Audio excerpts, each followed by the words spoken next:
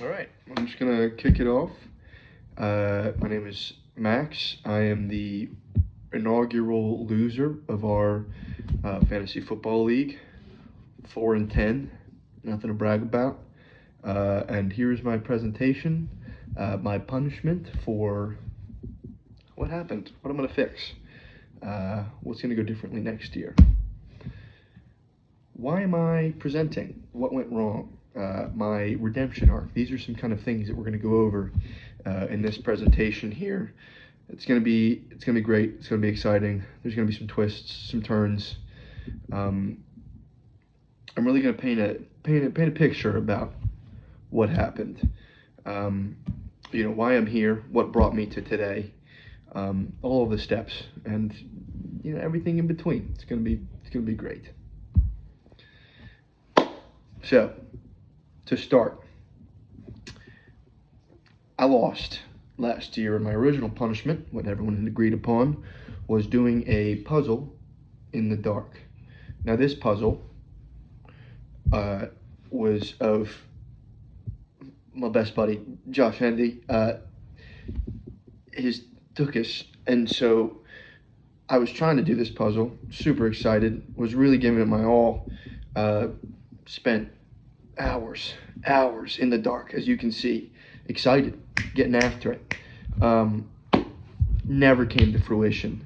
A little backstory, I am colorblind. Didn't make it easy. It was dark, didn't make it easy. And for some reason, the contours, the voluptuousness of Mr. Josh's behind made it very difficult for the puzzle pieces to blend. So it didn't go well. It did not go well that first time. Tried it for hours on end. Wasn't working out. So what we've decided, thank you, Noah, our glorious commissioner, for figuring out a solution when no one else could. I'm now making this presentation to really just lay out what went wrong, what happened last season, what's going to happen differently this season. Where are we going to go on this journey? So now we're here, and I'm presenting all of that information to you fine people. What I'm going to talk about now is my draft. Where did I go wrong? Where did I go right? What happened? Pick number 1, I'm going to start up at the top, Breece Hall. Round 1, pick 3. Finished at RB 16. That's running back 16. I'm not an analyst. I don't know why, but we all love Aaron Rodgers, and I'm going to blame it on him. Pick number 2 was Michael Pittman. That's round 2, pick 8. He was my favorite player of the season. Finished at wide receiver 41. Broke 10 points 3 times in the 10 weeks I had him. And I traded him away. I dropped him from my roster. Didn't perform really much better after that. He was a major disappointment. I would like to say, though, he was the top player on the board when I picked him. Didn't know really what I was doing. Mike Evans, round 3, pick 3. I loved Mike Evans. Mike Evans was the highlight of my team until right at that point where I was competing for last place, and he missed 3 games right in that stretch. Perfect timing. Fucking loved it. Fantastic. Really just was there when I needed him. Still got 1,000 yards this season now. Round 4, Kenneth Walker. Had no clue who he was when I was picking him. I know now. He's kind of fantastic. I'm a huge fan, but he also missed 5 games. That did not help. We're going to come down to pick 5 now, CJ Stroud. Bust this season, fantasy-wise. Broke 20 points 1 time this season. Wasn't when I was starting him. I was pretty confident about this one. Had a pretty stellar rookie season. Not when he's on my team. Going down to pick 6, I've got Evan Engram. One of the highest tight ends off the board. Ended up at tight end number 33.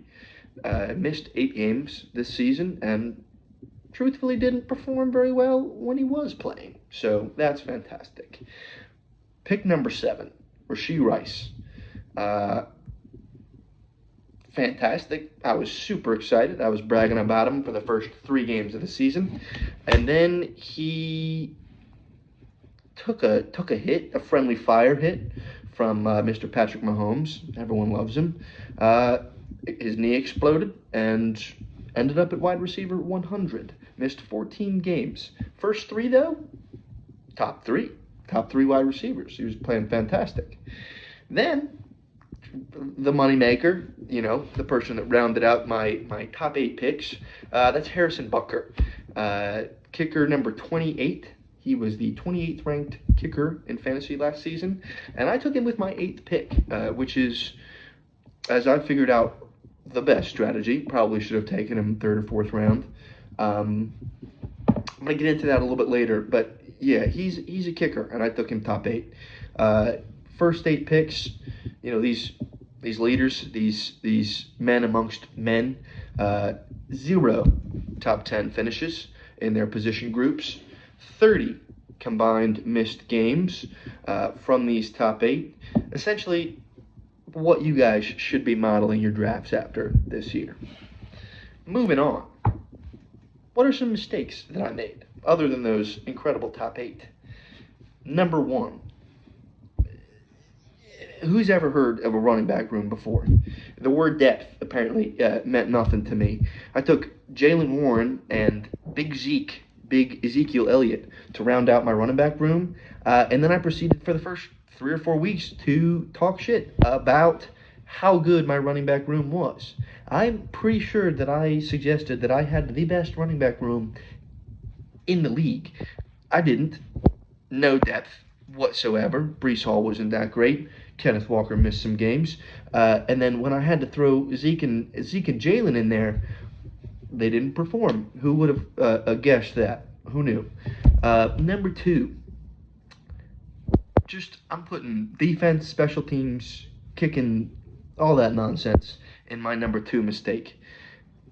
8th round as a kicker. Who knew? He played for maybe 3 weeks. 3 weeks on my team. And then we're getting different kickers, different defense. Cowboys, I talked a bunch of crap about the Cowboys too. They got 20 points as a defense in the first week, and then nothing after that. I also waver, just defense kicker. Why pick them so early? Round 8, that's absurd. Number 3, I didn't put any weight to, rookies actually playing well. Who knew they did that? You can get them low. Sometimes they perform high. It's pretty fun. It's a fun little thing. And so I think this year I'm going to need to take some shots. For example, this past year, I don't think I took a single rookie. Jaden Daniels went in the 8th round. He's incredible. Everyone knows that. Brian Thomas went in the 9th round. He was a top 5, I think, maybe top 7 receiver. Brock Bowers, everyone loved Brock Bowers. He's a big guy. He's incredible. Went in the 11th round. 11th round. I don't think that was strategy. Just whoever got him. But it's a good thing to take those shots a little late. Number 4, last mistake that I made. Maybe not the best idea to play poker during the draft. Didn't realize it at the time. I was kind of getting bored. But essentially just let my picks go and was going to see what would happen for the last 6 or 7 rounds in a poker game that we weren't playing with any money for. We were just throwing random online chips around. No need to be paying attention to that. This year I will not be playing poker.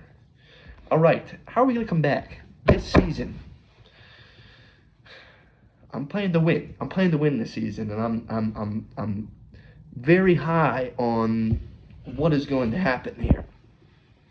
I'm going to do a bunch of research. I already have done a good amount of research. A wealth of knowledge is so important when you're in the position that I'm in. I need to make a comeback. I need to make a strong comeback. It just needs to happen. I'm just going to know as much as I need to know. I'm going to follow the off season. was pretty high. I was excited about that rookie Browns running back, Mr. Judkins there. If anyone doesn't know, he got arrested for domestic violence a couple of days ago. Maybe not going to draft him this year. I will be drafting Kyle Pitts, though, because I've heard he's incredible. I'm going to practice. Number 2 is I'm going to practice. I'm going to do 10,000 mock drafts. I'm going to hone my skills. Really just going to bang it in there. Me versus the AI, and the AI is going to sharpen my skills until I have the perfect draft. Number 3, humility. This time around, I'm not going to talk a bunch of smack until I know that I'm not going to be in last place. To be honest, I was very confident in the first 2 or 3 games, straight downhill from there. I think I had a 10-game, 9-game losing streak, middle of the season. Super strong, made me feel real good about myself. Really had to eat that trash talk that I had in the first few weeks. Number 4, depth. Like I mentioned for the running backs, I wasn't really rounding out my crew very well, taking a kicker in the 8th, and I can only assume probably a defense in the 9th or 10th. Not really paying much attention. Didn't help when I actually had to deal with injuries that just happened, in the game. I didn't know that. People get hurt. Who would figure? Rounding out the team with Kirk Cousins and Tyler Algier with my last 2 picks. Not strong. Not great. Not going to do that again. Number 5, fortitude. I got to stay strong mentally. No matter what, I know I'm going to get a bunch of crap coming my way about being a loser this year. It's not going to happen again. I'm going to ignore the naysayers, you people, and I'm going to stay strong. I'm going to love myself. I'm going to come through this, and I'm going to be like a phoenix out of the ashes, and it's going to be great. You all will see. To round out, just like to give you guys a little quote that's motivating me this year. I'm tough. I'm ambitious. I know exactly what I want. If that makes me a bitch, okay. Thank you guys for listening. Thank you for being here with me. Thank you for not being a bunch of jerks about my punishment. And I'm very excited to play next year. You're welcome.